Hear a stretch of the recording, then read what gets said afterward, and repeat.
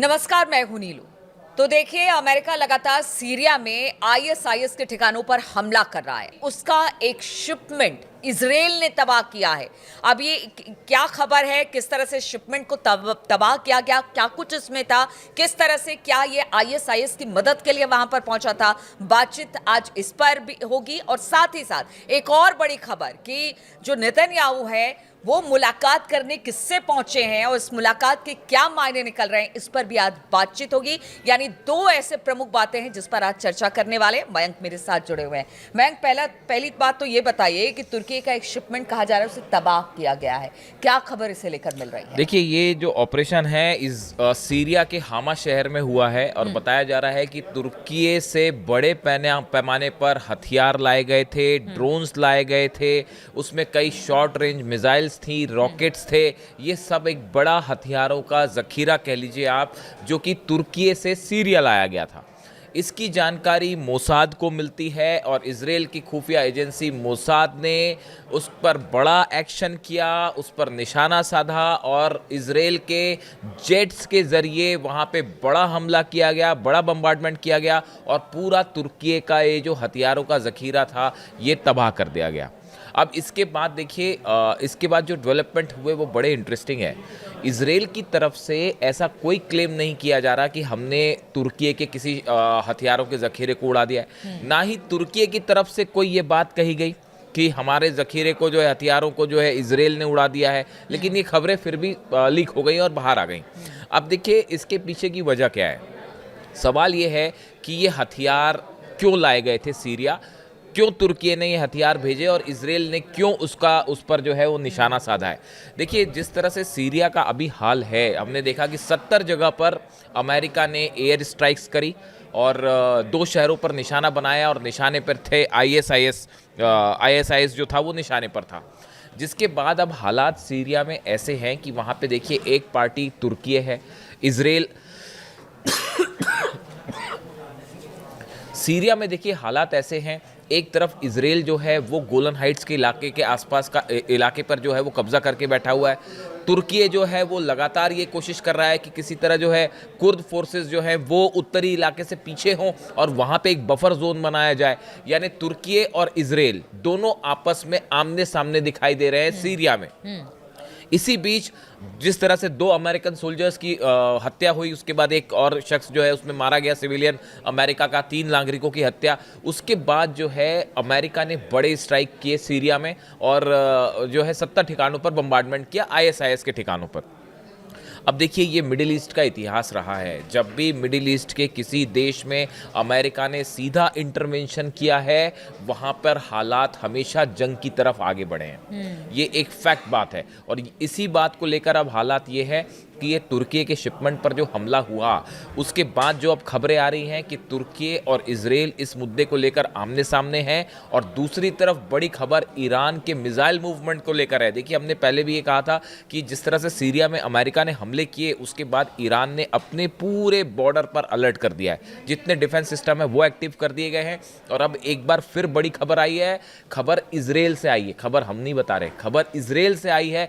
Israel का ये दावा है कि ईरान ने अपनी मिसाइल्स का एक बड़ा मूवमेंट किया है और इस मूवमेंट को लेकर जो है, जो आपने चर्चा की, जिस मुलाकात की सबसे ज़्यादा चर्चा हो रही है, 29 दिसंबर को बेंजामिन नेतन्याहू ट्रंप से मुलाकात कर सकते हैं और वो ट्रंप से मुलाकात करने अमेरिका जा रहे हैं।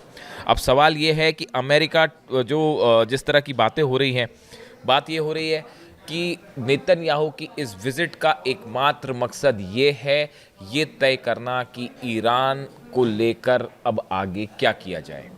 देखिए, जो दावे इजराइल की तरफ से पिछले 2 दिनों में 48 घंटे में हुए हैं, इजराइल की जो सेना के प्रमुख हैं वो ये कह रहे हैं, इस बात को लेकर वो कह रहे हैं कि ईरान जो है उसने अपना बड़ा मिसाइल ड्रिल शुरू कर दी है और इस आड़ में वो इजराइल पर हमला कर सकता है। यानी एक तरफ इजराइल को जो उनकी सेना है उसको डर सता रहा है कि ईरान की तरफ से कभी भी हमला हो सकता है। दूसरी तरफ खबरें आ रही हैं कि नेतन्याहू जो है वो ये चाहते हैं कि ईरान की जो मिसाइल्स है, देखिए हमने पहले भी ये कहा कि अब न्यूक्लियर बॉम्ब जो है उससे बड़ा फोकस हो गया है ईरान की मिसाइलें। 12 दिनों की जंग के बाद जिस तरह से मिसाइल्स गिरी आखिरी के 5 दिन में इसराइल पर, उसको लेकर अब इसराइल इस बात से परेशान है कि अगर जिस स्पीड के साथ ईरान मिसाइल्स बना रहा है, अगर इसी स्पीड से मिसाइल्स बनती रही तो आने वाले दिनों में ठीक है, कैसे काउंटर किया जाए। ठीक है, इसराइल इस बात की चिंता कर रहा है कि मूवमेंट बढ़ गई है ईरान में, मिलिट्री मूवमेंट, और बहुत सारी ऐसी बातें हैं जिसको लेकर वो चिंतित है, इसलिए ट्रंप से मुलाकात हो रही है। लेकिन अगर ट्रंप की बात की जाए, आईएसआईएस पर जिस तरह से हमले हो रहे हैं, कहा यह जाता है कि अमेरिका पीस की बात करते हैं या ट्रंप पीस की बात करते हैं, लेकिन जब हमले किए गए तो बताया जाता है कि अगर अमेरिका पर कोई निशाना उनके लोगों को बनाता है तो सिर्फ उनके ठिकानों नहीं बल्कि तह तक जाने की बात होती है। और आईएसआईएस जहाँ जहाँ पर उसके कुछ ऐसे इलाके थे जहाँ पर ईरान का क्षेत्र भी है, कहते हैं कि उस जगह पर उसको निशाना बनाया गया, इसलिए कह रहे हैं कि हो सकता है अमेरिका अब उस आईएसआईएस के तबाही के साथ ईरान तक पहुंचे।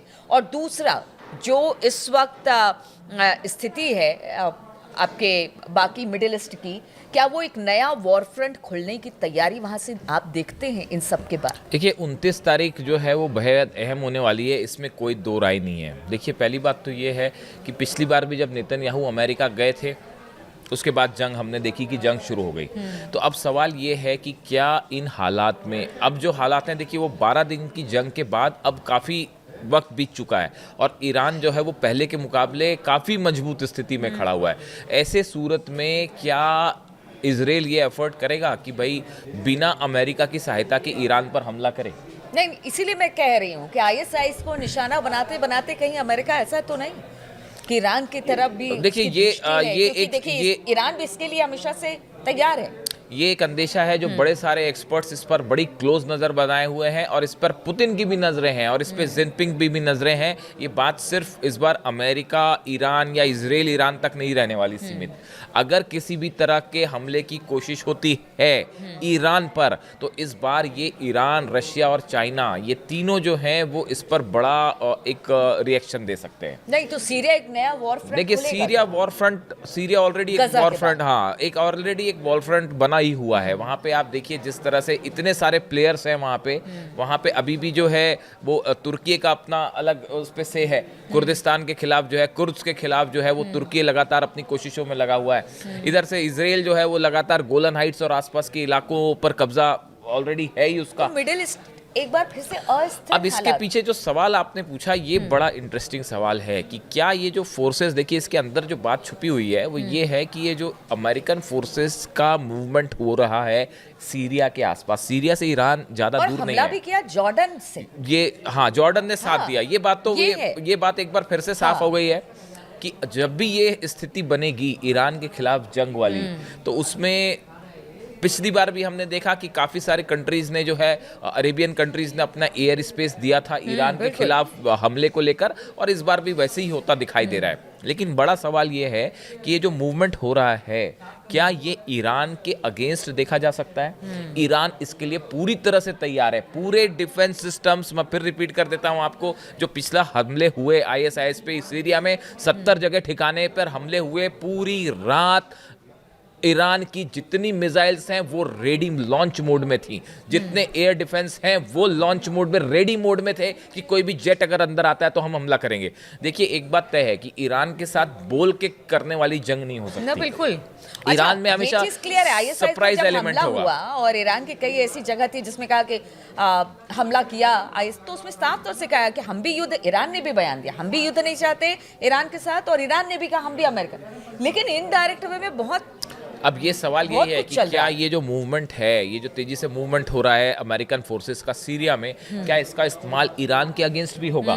क्या ये एक प्रकार की वॉर ड्रिल की कोशिश हो रही है?